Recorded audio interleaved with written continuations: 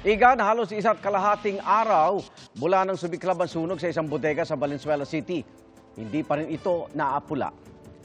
Peligroso ang sitwasyon sa loob, lalo't napahina na ang istruktura dahil sa mga nasunog na bakal. Saksi, si June Veneracion.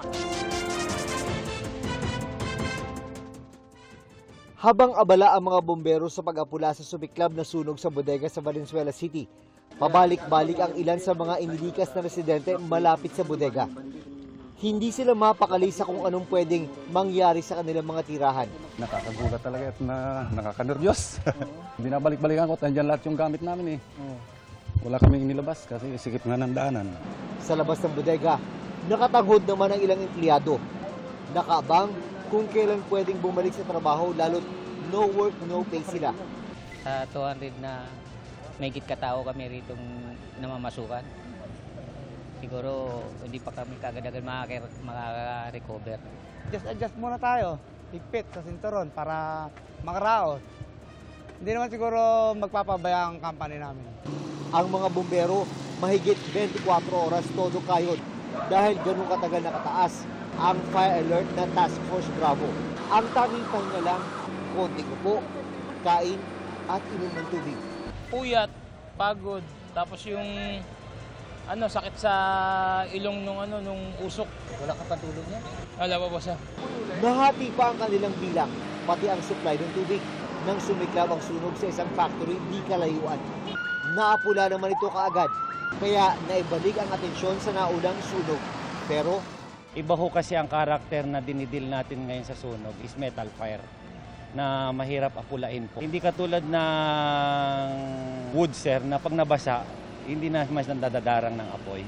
Ito once na short ang water natin, supply, bigla rin ho siyang magre-rekindle. sabi ko, hindi pumutok si Kanumoy, okay na tayo. Nakafocus po kami dito, tapos na po yan. Before 8 pa po. Yun ho ang ating time survey po. Dagdag pahirap ang higit 1 hektaryang lawak ng bodega at peligroso rin ang kondisyon sa loob. Nagpahina sa estruktura ang mga nasunog na bakal.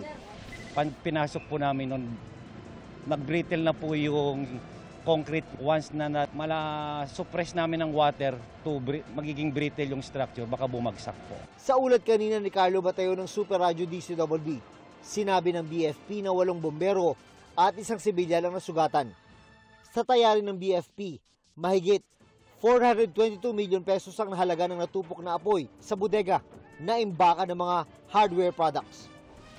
Lahat nasunog Burn structure, burn item, walang naisalba. It's a big challenge for the entire company and all the employees as well. Mahigit 800 residente naman ang nasa 4 na evacuation center. Sa isang Facebook post bago mag-alas 9 ng gabi kanina, sabi ng Valenzuela LGU, inuumpisahan ng pauwiin ng mga residente matapos makakuha ng clearance mula sa BFP.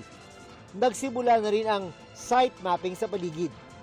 Sa kanilang pagtataya, 8 bahay ang apektado dahil sa mga bumagsak na istruktura. 5:37 ng hapon, nagdeklarang fire under control ang BFP. Para sa GMA Integrated News, June Veneracion ang inyong saksi. Mga kapuso, sama-sama tayong maging saksi. Mag-subscribe sa GMA Integrated News sa YouTube. Para sa mga kapuso abroad, samahan niyo kami sa GMA Pinoy TV at sa www.gmanews.tv.